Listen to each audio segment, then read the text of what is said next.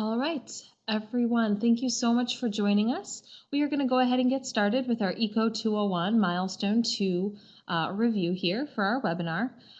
We will spend most of our time focused on that. It is a longer milestone than last time. But if you do have questions related to any of the content that we're covering this week in ECO 201, please feel free to ask about those questions too, as I'm sure that if you have questions about that, those are things that are going to carry over into your paper as well.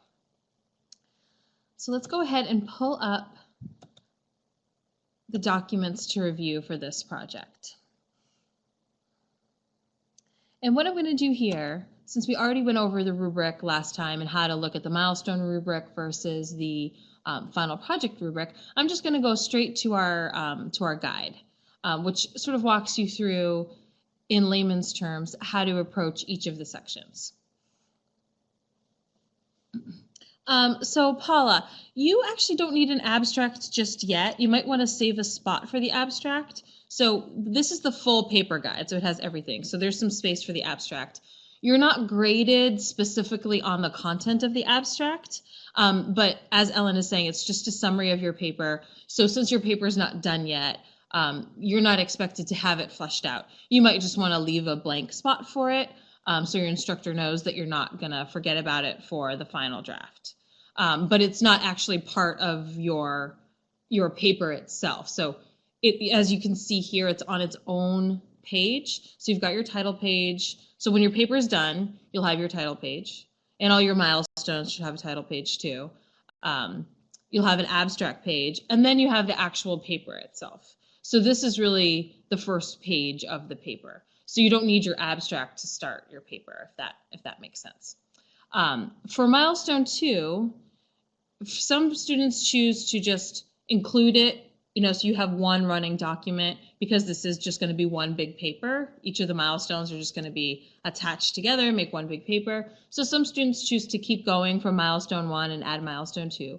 Milestone 1 was the purpose of your paper, and then the history of the company and an overview of what they do. And then from there, we start milestone 2. So milestone 2 just covers supply and demand conditions, which has 2 critical elements. And then the next section of milestone 2 is price elasticity of demand, which has 3 elements. So you cannot, like I said, you can either keep one big document going and then you'll have supply and demand conditions come right after your overview of the company, or you could have a separate document for milestone 2 that you submit, and you'll start right here at supply and demand conditions. But when you put it all together, supply and demand conditions will come right after history of the company, which we can see here. Either way, just so you know, if you do submit everything together for this milestone, your instructor is not going to go back and give you feedback if you did make any changes to things from milestone 1, the history of the company or the purpose statement. There's a rubric that's just looking at the elements for milestone 2. So that's all you're going to be graded on for this milestone, even if you submit everything that you've got so far.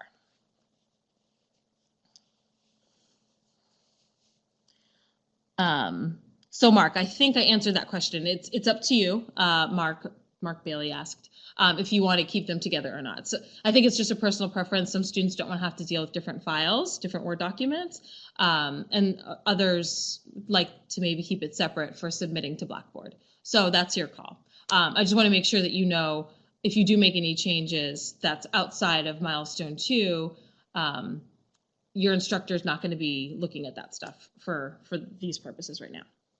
All right. We're going to go ahead and just get into the meat of the stuff. We've got a couple instructors. We have Ellen and Kate, and I think maybe Bill is online as well, so they'll be helping me keep up with the chat. There's a lot to cover here, so I do want to get into it. So the first critical element that you're going to cover is under the supply and demand conditions section. And do remember to keep the title of the section in your paper. You can change it. It doesn't have to be so plain as supply and demand conditions. You might just want to add maybe the name of your company. So supply and demand conditions for your company, or maybe for the industry that it's in. So if you were doing Nike, you might say supply and demand conditions for Nike, or for athletic wear and sporting goods, or, you could mix it up. But do keep some sort of title there. This will help you stay organized and make sure that you don't miss any of the sections. And it will help your instructor know where you are in the paper, so they don't miss anything when they're evaluating your work. So the first element here is asking you to evaluate the trends in demand over time and explain their impact on the industry and on the firm. So what's really important to note here is that we do want to understand the impact on the industry. So this is trends in demand for the whole industry, for the product in general. So if I stick with the Nike example, if there is a trend in demand towards more desire for athletic wear for women, that is something that you'd want to look at in the industry as a whole, not just for Nike's women's athletic wear sales. If you were doing something like Starbucks, you would want to look at demand for coffee and for going out to coffee houses overall, not just for Starbucks, for this particular element. So this particular element is really asking you to look at the product in general or the services in general and see the trends in demand, not just your company's product or your company's brand. So that's something really important to remember. And then to kind of give you a little bit of a framework for, well, how am I going to evaluate the trends in demand for coffee or for athletic wear or sporting goods, or whatever your product or service might be? We do really want you to use the stuff that you've learned in the course. So the best place to pull that from is looking at the determinants of market demand. And those things are listed here for you: income, price of related goods, tastes, population and demographics, and expected future prices. Now, some of these things are probably going to play a bigger role than others, depending on your product or service that you're looking at. So really, this is just a list to sort of help you, remind you what the determinants are, to give you a jumping off point. This isn't a list that you have to necessarily talk about each and every one of these things, but they're going to play a role to some extent, and you can decide which ones make the most sense to include for your product. Usually population and demographics play a role in almost all of these, so that's something you're definitely going to want to look at. And tastes are also one that seem to touch on everyone's company choices and the industry that those companies work in. So those are definitely some that you're going to want to look at. Income plays a pretty big role for certain companies' products, depending on if they're a luxury good or if they happen to be a very high cost good, like an automobile. Even if it's not a luxury car, a car is still an expensive item, so income can play a factor there. Some of you might pick companies where the product is fairly inexpensive, so income might not play as big of a role. So these are the kinds of things that you can look at when you're evaluating the trends in demand over time. And hopefully you can also find some data to support this stuff. So again, if you were looking at demand for coffee, you could see, how much coffee bean production has increased, or the prices of coffee beans have changed over time, or are Americans drinking more coffee than they were 10 years ago? So things like that. So if you were doing a paper on Starbucks and you find that Americans in general are drinking more coffee, that's pretty good news for Starbucks. It doesn't necessarily mean that Starbucks is going to sell more coffee, but it's good news for them. It might be that Americans choose to make it at home and not go to Starbucks to buy it. But overall, if your product is getting more popular, your company will probably benefit from that.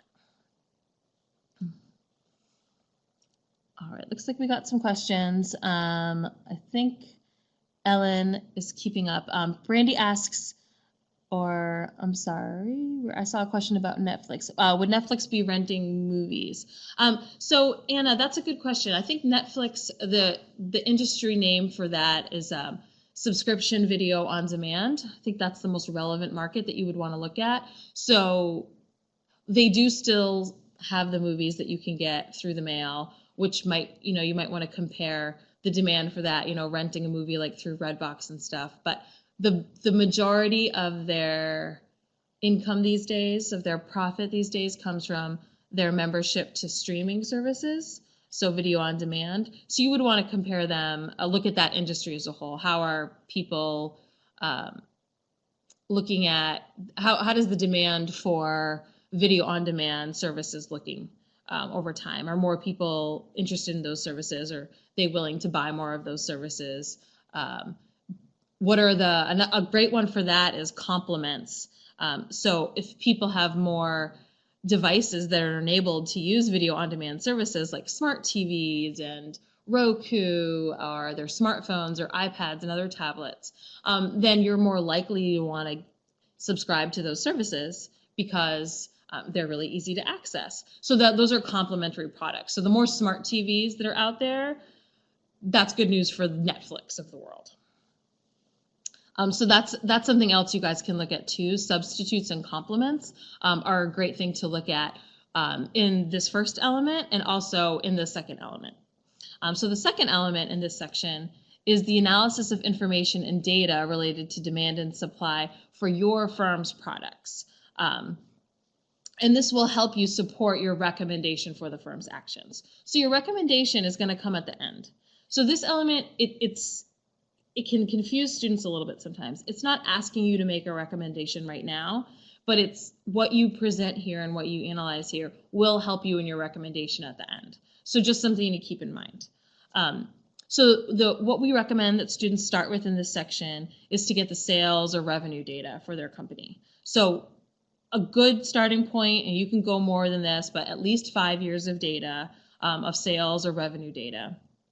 So, if you're looking at a company like Netflix or like Nike or Chipotle, you're just going to get their, in dollars, their revenue for the past 5 or so years and present that. And then just, talk about what you find at the very least. So you're going to see some trends there. How much is it going up? Is the rate that it's increasing slowing down over time? Did they have a dip where one year was actually lower than the previous year, which we don't often see with most of these companies because most of the companies that we choose are pretty successful. So if they have a year where revenue goes down, then that's probably something pretty significant happened that year. So you would explain any trends you see in those sorts of data. And then you'd also want to incorporate the determinants of supply as you analyze what you see in the data. So those are things like input costs, technological improvements, prices of substitutes, number of firms in the market, and expected future prices. So just like we did with the evaluating trends in demand, this is going to help us make sense of what we see with their sales numbers or their revenue numbers, or you could also look at things like membership numbers for something like Netflix. Or if you're doing a car company, instead of looking just at revenue, you could also look at number of automobiles sold. So as you look at those trends for your company in particular, you can talk about how any of these determinants of supply might have impacted the firm and allowed them to make those increased sales if they had increased sales.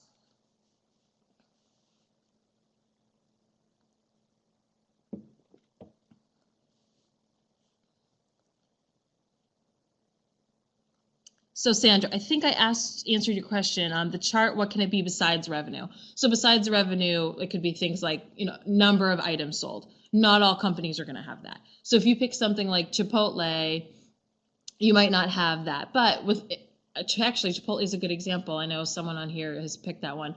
Maybe you could do number of locations in addition to revenue. I think everybody should include sales data because first, everyone's going to have that. As a publicly traded company, all of these companies need to share that information. But in addition to that, you can find other ways to show how usually it's increased, how they've increased supply. So when Starbucks or Chipotle open more locations, they're obviously increasing their supply. They're able to supply more of their product to more people. So that's something you could include. Netflix, you can look at membership numbers. Again, a car company, you could look at number of automobiles sold. You can see if they're expanding their number of facilities, factories, production lines. I'm not sure of other, if you picked one of the athletic wear companies that are on our list, you might be able to see if they're introducing new products or if they're breaking into new maybe geographical areas around the world where they have sales or maybe opening new stores. But usually with the apparel companies, it's introducing new products. So those are the different kinds of things you can look at above and beyond revenue.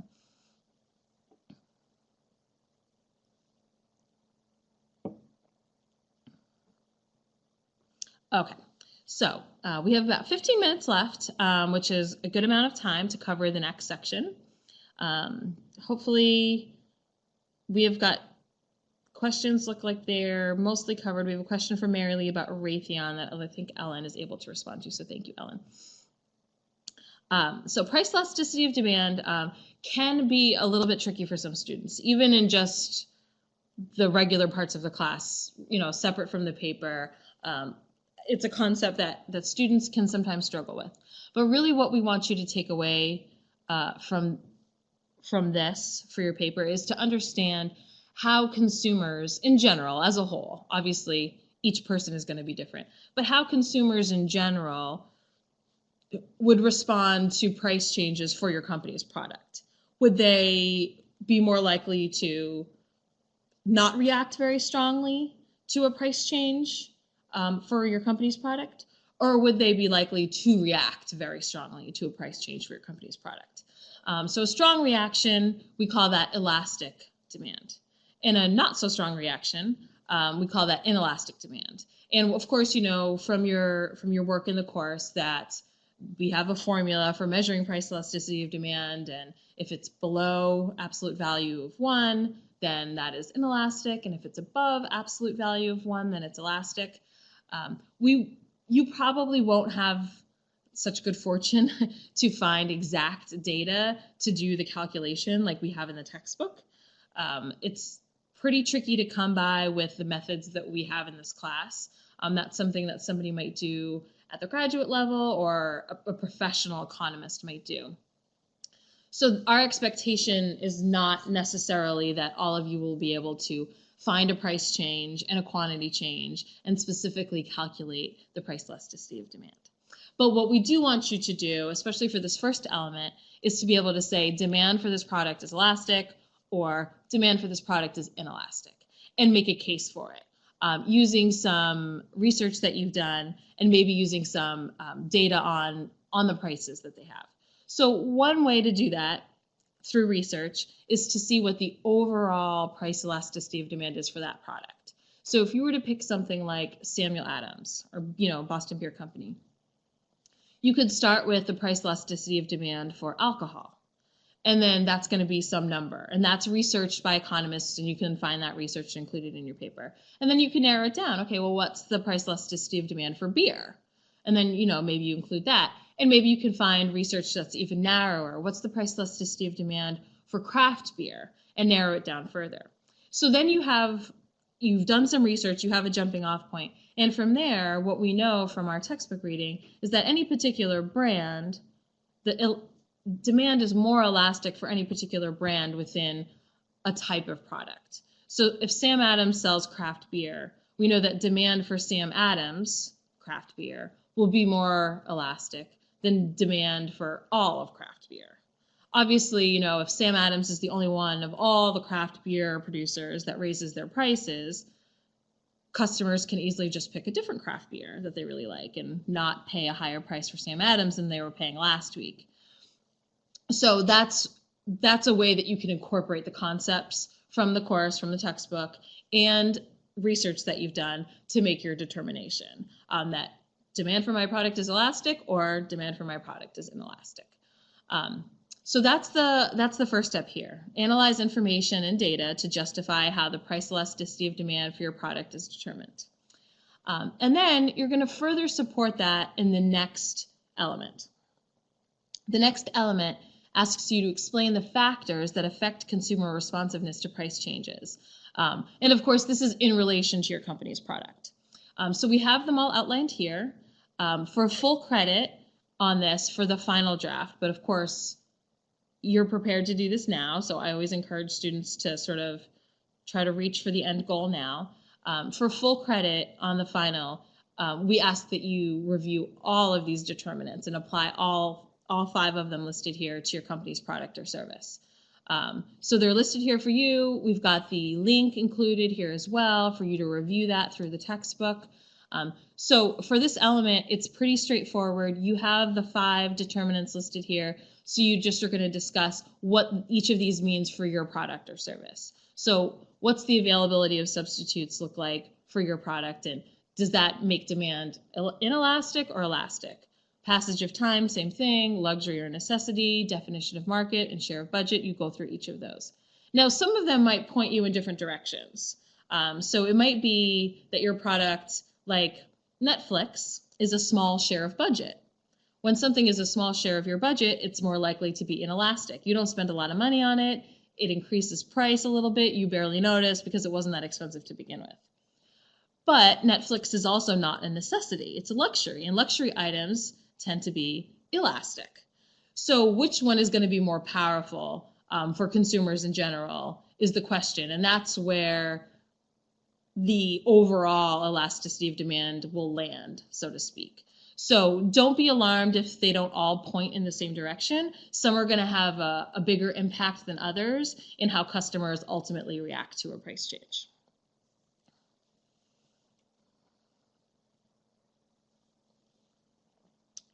And the last element here asks you to assess how the price elasticity of demand impacts the firm's pricing decisions. So one way to think about this, and this is why we've got the link here, is to think about the relationship between price elasticity of demand and total revenue. So the link here brings you to one of the videos from our textbook. It's very basic, and it lays out this relationship very clearly. So when demand is inelastic, a price increase will lead to higher revenue because people are not responding to the change very much. So you might lose some customers, but the price increase outweighed the number of customers that you lost as a company, so you actually ended up making more money.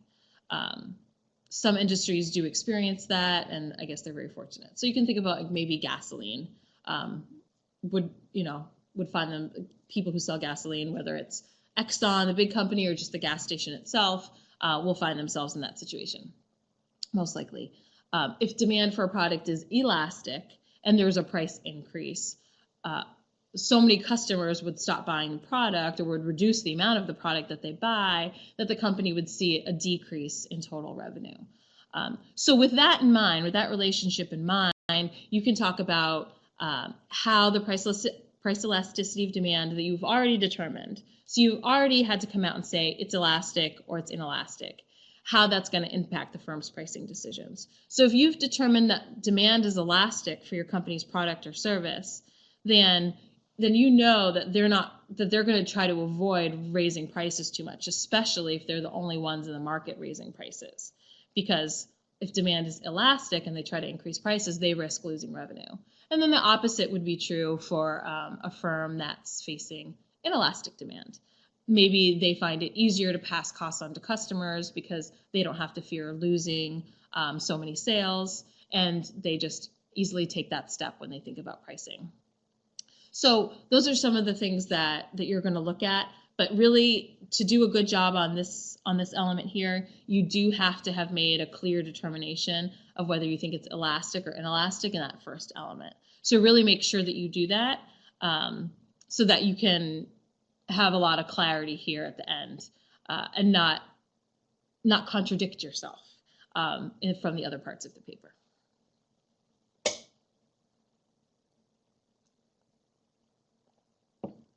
All right. So we've covered all the elements. It looks like we've got some questions. Brandy asks, we can graph the data in Word, or do we need to insert in an Excel object? Brandy, that's up to you. I personally either see students grab a screenshot or they build the graph from Excel. That's usually what I see. I've never tried to do it directly in Word, but if someone has experience with that and wants to share that with Brandy, I'd be happy to have you pipe up. But if you create it in an Excel sheet, it very easily can be copy pasted into your Word document. Yeah, and Brandy, you can use existing graphs from your source. You do want to make sure that, especially for like the revenue, that you have at least 5 years. And I really want to stress, because I do notice students doing this sometimes, is that they'll find something online and they'll take that graph and great, I found a graph, I don't have to make my own, which is fine, but it will end maybe in 2015. So you don't get the last year of data. So avoid that, I would say. We want your paper to be as relevant as possible, and leaving out the last year of data or maybe the last 2 years of data I've seen happen will sort of undermine your analysis, because we don't, maybe something pretty significant happened in the past year that we don't want to miss.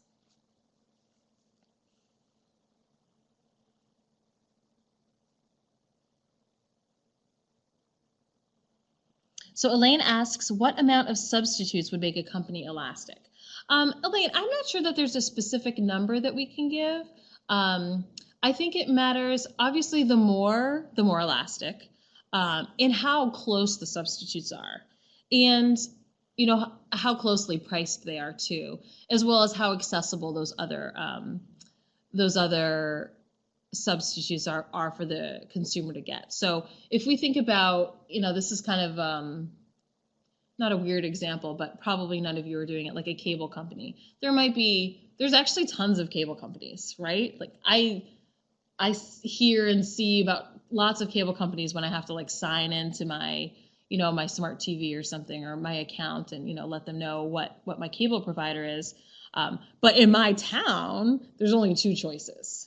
So just because there's lots of cable companies in the United States doesn't mean that they're available to me as substitutes. So availability, my ability to access them is one thing. And then how close the substitute is. So Netflix, as an example, is not the only video on demand service, but they're the only video on demand service that has House of Cards.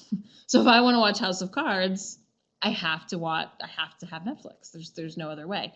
So the other substitutes aren't perfect substitutes. If you like Nike shoes, you might not find that Reeboks are an appropriate substitute. If you don't care a lot about shoes, then you think that, oh wow, there's so many sneakers to choose from, I can just pick the cheapest ones that fit me. So it depends on a lot of those things, which is why branding has become really important for a lot of companies, because then they try to say, oh, well, you can't really substitute my product for another product. My product is different, my product is better. So if you try somebody else, you're not going to be as satisfied. So the more you differentiate yourself from competitors, you're sort of making fewer substitutes in a way. Because if you can't really substitute Nike with Reebok, then that means an elastic demand for Nike, and they can have high prices, which they do. Yep, branding aims to reduce elasticity. Yes, it's not always successful, but yep, if successful branding will definitely do that. Yes, Apple is great at that. Although I hate Apple, so I'm very happy with my Samsung phone.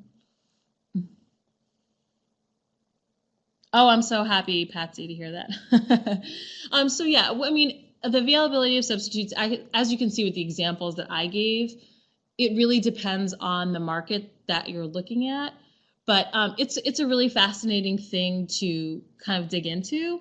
And you might be able to leverage some of the courses that you've taken previously, like if you've taken marketing class before, you might be able to sort of bring in some of that knowledge that you got from that class and apply it to this element and other elements in this paper. So those are some things to think about to maybe make this assignment a little bit more relevant to what you've been doing here throughout your time here at SNU.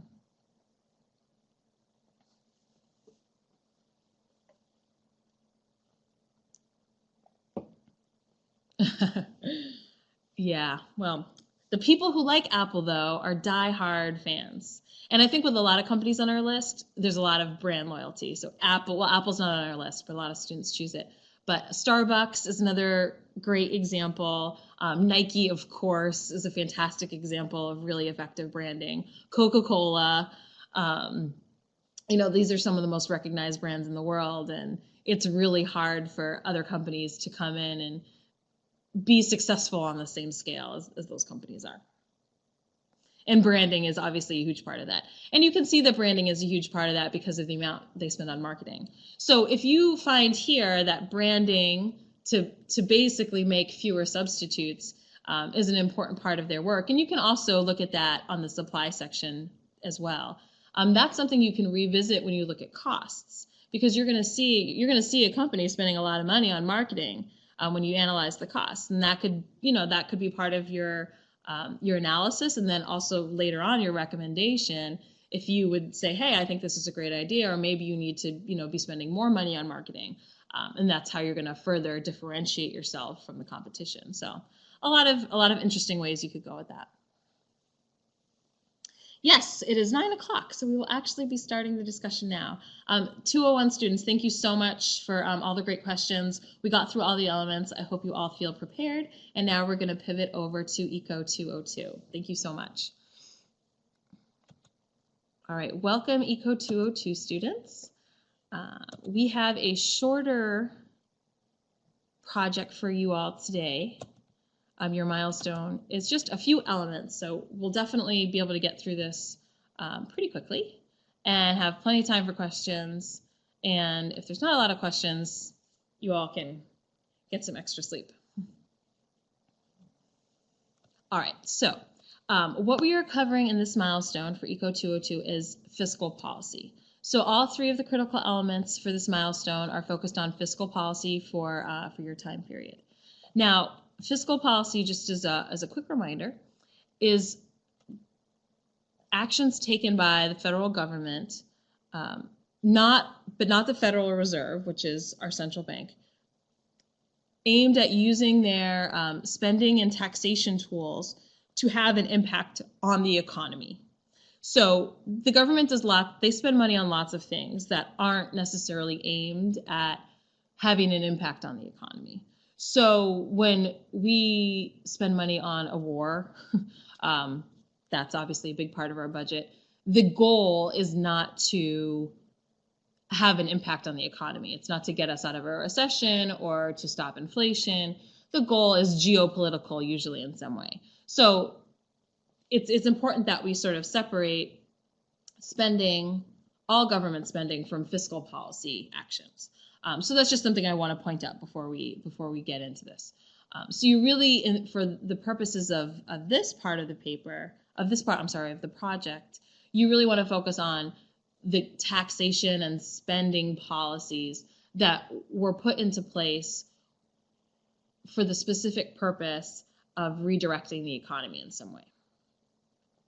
So in this first critical element, you're going to be looking at what the sort of fiscal policy lay of the land was like at the start of your time period. So at the beginning of your time period, there was some level of taxation, there was some sort of tax policy in place, and there was some sort of spending policy in place. And that's what you're going to try to ascertain here. What did that look like, and why was it that way? Had taxes been lowered? Had they been increased? What did spending look like at the time in terms of spending for economic purposes, like spending on unemployment or food stamps or other sorts of redistributive policies, things like that. So this is kind of set the framework, like this is how things started, this is where we were, this is what taxation looked like, this is what spending looked like at the beginning of my time period. And this is what the fiscal policy environment was like at the beginning. So by framing what it looks like at the start, you're going to be able to talk about how it evolved and how it changed in response to changes in the economy. So what we know from what we've studied in the course is that the economy is always changing. It's cyclical in nature. There's a business cycle for the most part where you have peaks and valleys, busts and booms, unfortunately. And the goal of fiscal policy and monetary policy is to sort of smooth out those booms and busts. So those peaks aren't too high and those valleys aren't too low. So it's constantly changing. So over a 10-year time period, policy is not going to be static. There's always going to be change because they're always reacting to that business cycle. So you need this slide. Usually it's just one. Most students cover it in one slide. But for this element, you're laying that groundwork for this is what it looked like at the beginning, so you can talk about how it changed and why it changed as the decade went on. All right, so the second, and of course we've got some links here.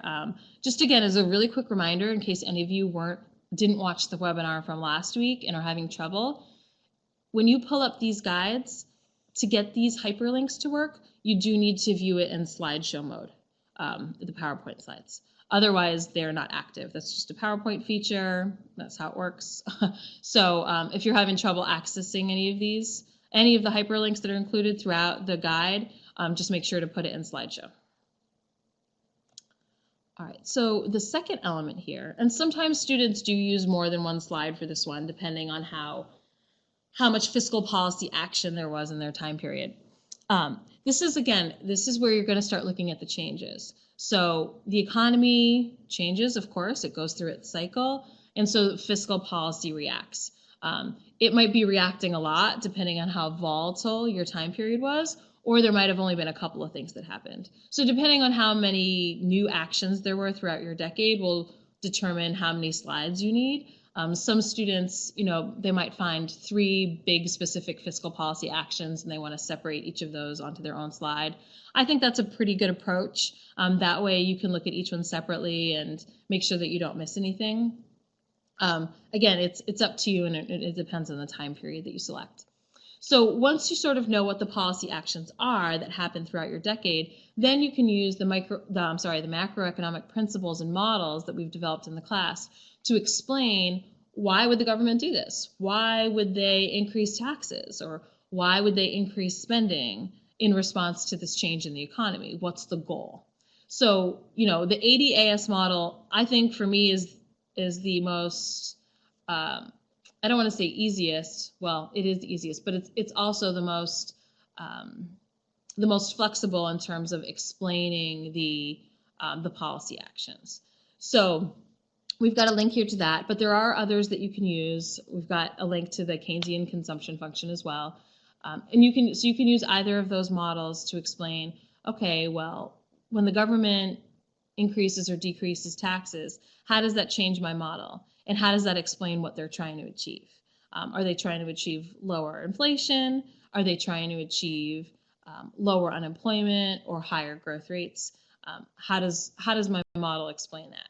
And you can actually, you can explain it just with your words, but you can also try to make your own very basic graph with these models.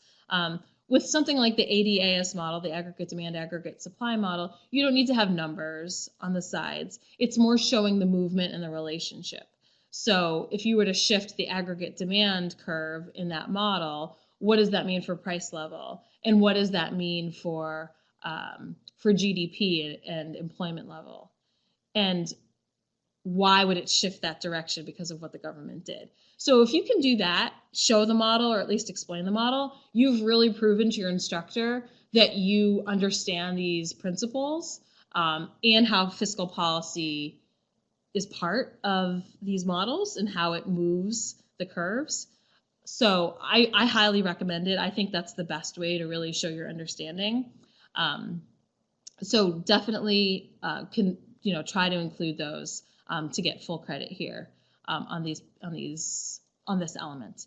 And you can do it separately for each policy action. There might be a decade where the policies are quite different in their goals. So maybe early on in the decade, the government's trying to put expansionary policy into place to help get the economy going. And then maybe later on, they have to do something different where they're trying to slow the economy down if it seems like it's overheating. So that policy would be very different. And if you were using a model like the aggregate demand, aggregate supply model to explain that, the movements would be different. So if you have those each on their own slide, your model, if you did the ADAS model, would look different. So make sure to just separate those if that's what you see happening in your decade.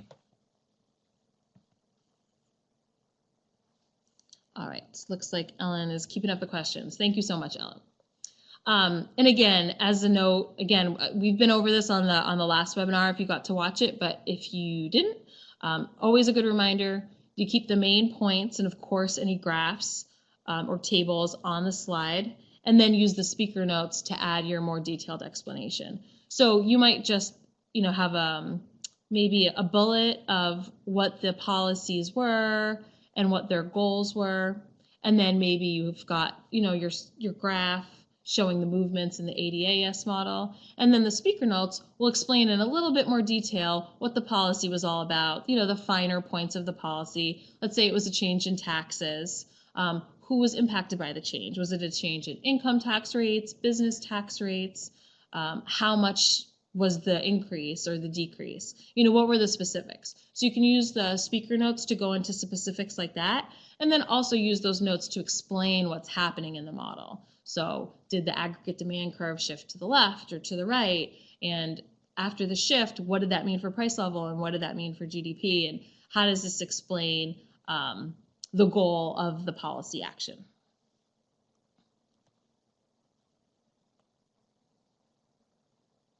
And then last, you're going to look at the fiscal policy impact. This is actually one where I want to expand a little bit on what we have here in the guide.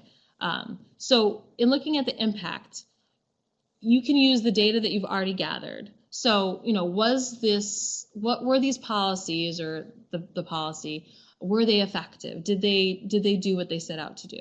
So if a policy was looking to get us out of a recession or decrease inflation, were they eventually effective?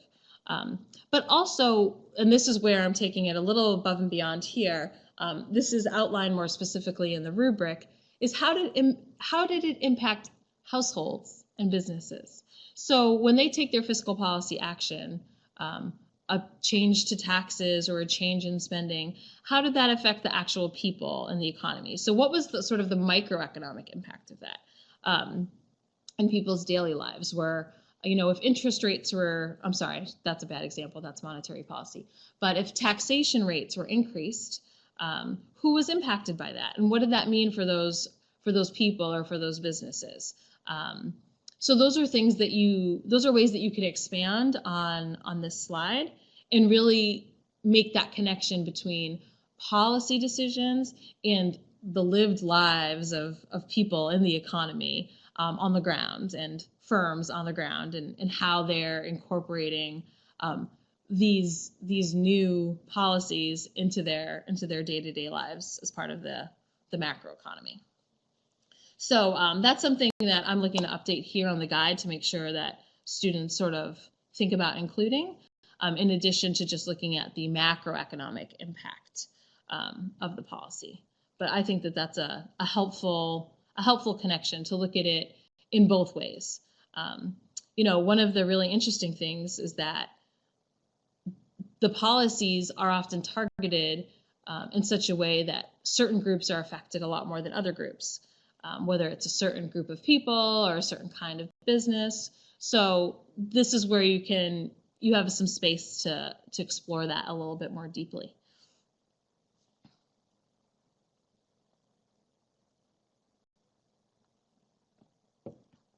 All right, and that was the last critical element here. You always do have the articulation of response critical element,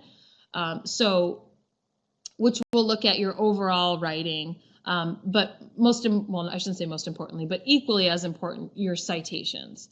So you do have to have a reference page, so that's just going to be in a slide here in APA style. You also need to include in-text citations. So anything on your slide that needs a citation, if you were writing it in a paper and it would have a citation, you put it on the slide just like you would, whether it's under a graph or after a sentence or after a bullet point, you would just have your in-text citation just the way you would. Same for the notes. So if you write something in your speaker notes that needs a citation because you got the information from one of your sources, you would have that in-text citation just the way you would in a paper.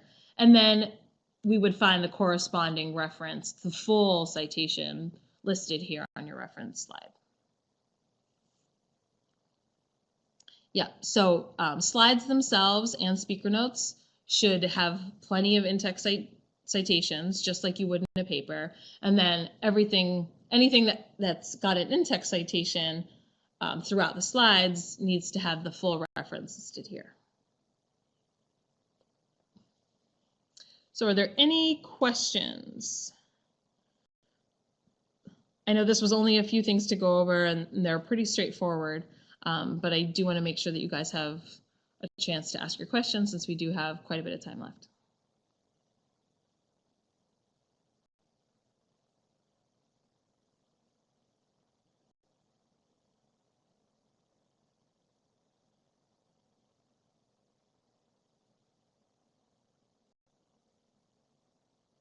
Glad to hear it, Eric. Oh, that's great, Ellen. Thanks for finding that. We can maybe include that in the guide here.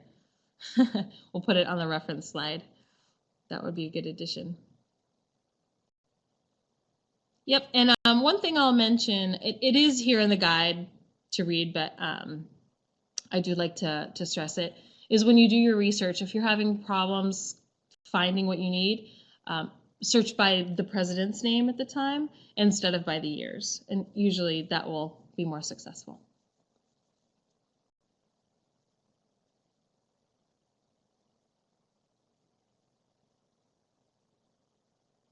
Christine, yeah, that's pretty much it. You do want to look at those policy changes throughout the decade pretty specifically. So you do want to drill down into those. And then after you drill down into what the policies were and why they were put into place, then you can talk about how they did actually impact the economy and impact people and businesses within the economy specifically. Yep. And the nice thing about this is you're going to do the same thing for monetary policy. So keep that in mind. The sort of structure of this will be the exact same for monetary policy. It's just a different set of tools, the monetary policy is. So, but your approach in terms of research and writing will be very similar, and in terms of incorporating the models and to explain why those policies were chosen. So again, if you do a nice job here, probably you'll feel really comfortable with the monetary policy section. So if you're, thinking, oh, maybe I should really try and build my own little ADAS graph and to show the movement there, that's a good investment because you can repeat that same process for the next milestone. Yes, and definitely don't leave anything out. Like, for example, I've had students leave out the American Recovery and Reinvestment Act. Ellen mentioned that earlier. So that was in 2009.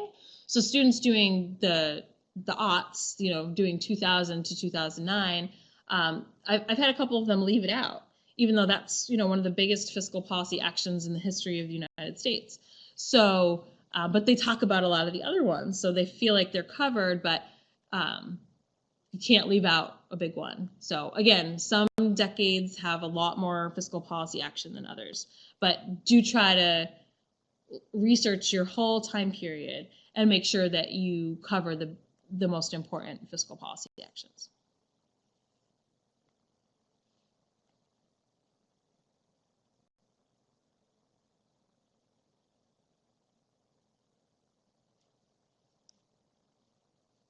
So it looks like Ellen has got the questions covered. Thank you so much, Ellen and Kiara.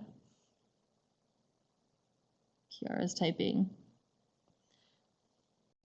Yes, another good point, Kiara. So yeah, some students might just get halfway through the decade and stop there, or they might just mention one thing that happened at the end of their decade, but not talk about anything from the years in between. So like we said, the economy has a very natural business cycle, and sometimes it's more volatile than others, but it's always changing. So the fiscal policy in general is always changing too. So within a 10-year time period, there's going to be a lot of different actions.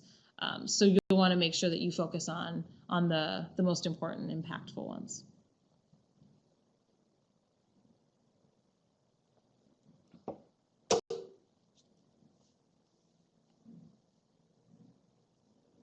Yeah, so Eric, I think you got your question answered. Do both or pick one? Definitely both. Yeah. All right. And there might be more than two, honestly. And there might be more than two at a time.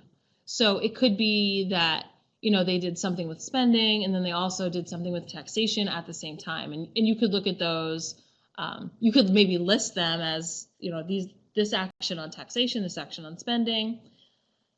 And then maybe if you were showing the model would have those together, because if they're at the same time, generally they're to have the same impact on the economy, and they would move the aggregate demand curve in the same direction. But still helpful to list them out separately so you can talk about them. And that will also help you talk about the impact, because, taxation change is going to have a different impact on households and businesses than a spending change. And it'll impact different groups. So getting to the details of each of the policies will help you flesh out this last critical element even better. Yeah, thank you, Kiara. That's a really good point. People who choose 2000 to 2009 tend to have a lot of both, but other decades see more of one than the other. So you might be in a time where fiscal policy wasn't as big of a player, or you might be in a time where monetary policy wasn't as big of a player. So that's just how it is, and you'll just report what you find.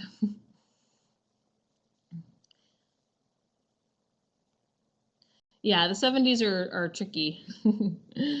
But interesting. I think the 70s are fascinating. I wish I could take a couple weeks off and research more about the 70s in terms of economics. So it's not that it's difficult.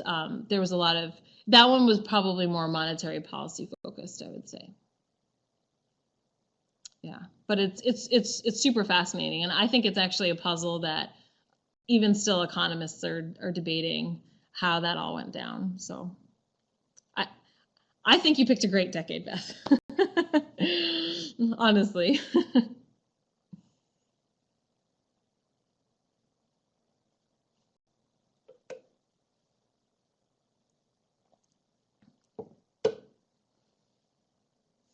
Yeah.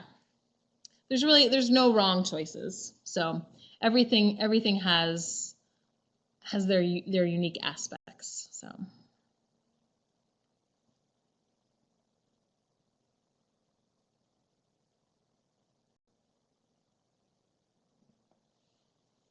awesome. Well, see, that's the kind of thing that you can bring up in your paper. I'm sorry, in your project, Beth. Those things that you remember were major parts of how people felt impacted by the economy and by decisions made at the federal level. So you'll get to find out more about that and talk about it in your paper. So I think that's fascinating.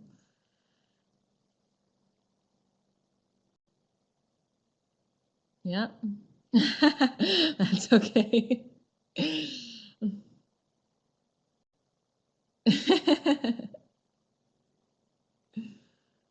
No, I'm sure it was an interesting thing to experience.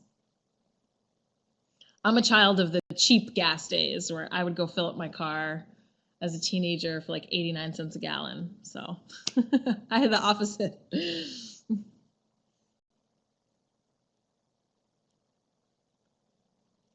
So Michelle, it depends on how it was implemented.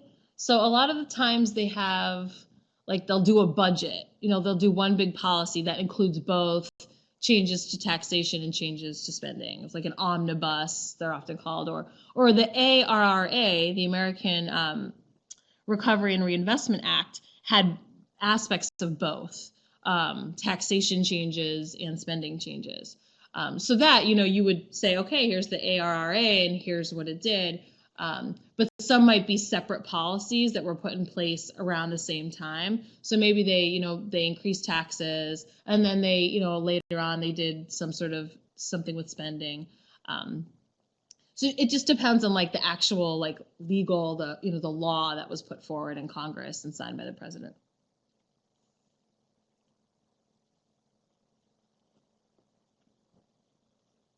But my point was more that if they happen right around the same time in the economy, even if they're not part of the exact same bill in Congress or the same act, if they're put in place in response to the same thing that's happening in the economy, you might just have like one ADAS model to show that, because they're both trying to push that aggregate demand curve in the same direction.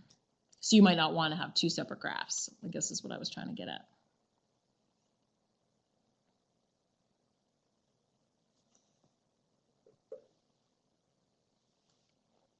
So Michelle, I hope that addresses your question.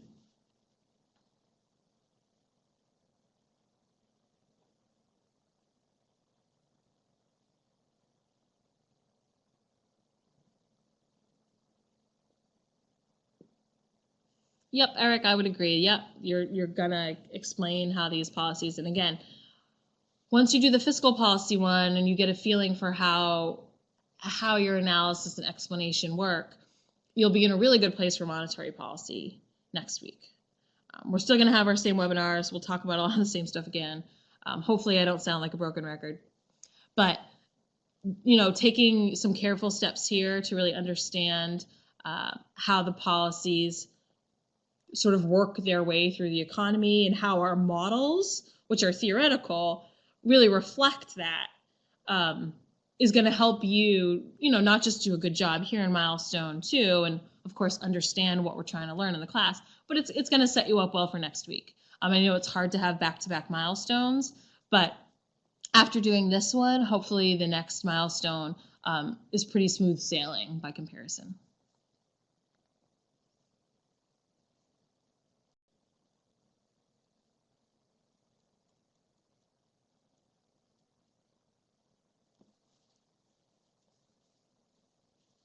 All right, looks like a few people are typing. Oh yeah, always a good reminder, Ellen, thank you, to keep fiscal and monetary policy separate. So what we shouldn't see in this section on fiscal policy is any discussion, and I almost made the mistake myself, is any discussion of changes to interest rates. That is under the umbrella of monetary policy, which is controlled by the Federal Reserve, our central bank, which we will learn more about next week. So if you see anything related to that as you're researching policy, economic policy, so if you just search economic policy, you're going to get it all, right? You're going to get taxation, spending, and monetary policy all mixed in together. So you really want to make sure that you separate it. So if it's done by the Federal Reserve, or it has to do with changes to interest rates or the money supply, that's next week. That's milestone 3, that's monetary policy. So just, dog ear it, save it for next week. Keep it in where you keep all your research files, and hang on to it for milestone 3. Glad to hear it, Eric. That's what we hope these webinars do.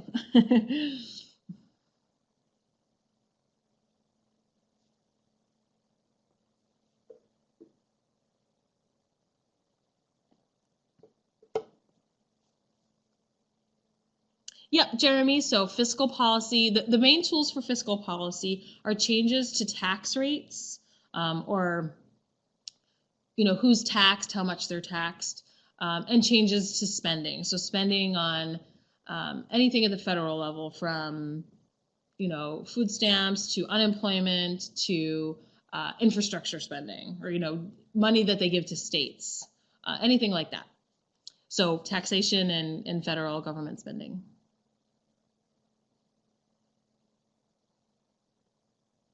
You are more than welcome.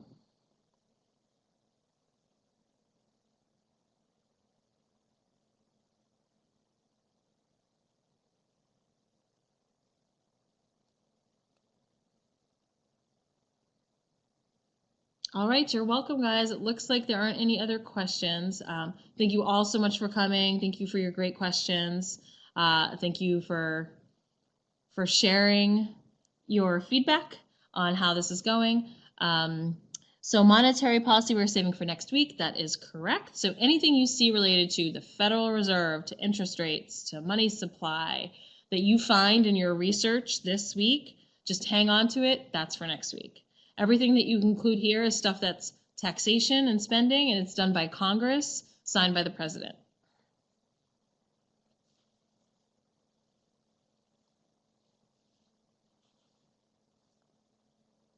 All right, well, have a fantastic night, everybody. And if you have any questions, as always, don't hesitate to reach out to your instructor ASAP. If you're having trouble with research, or if you're having trouble understanding the policy or figuring out the ADAS model or any of the other models, the earlier you get your question to your instructor, the earlier they're going to answer you back, and then the more time you'll have to work on your slides.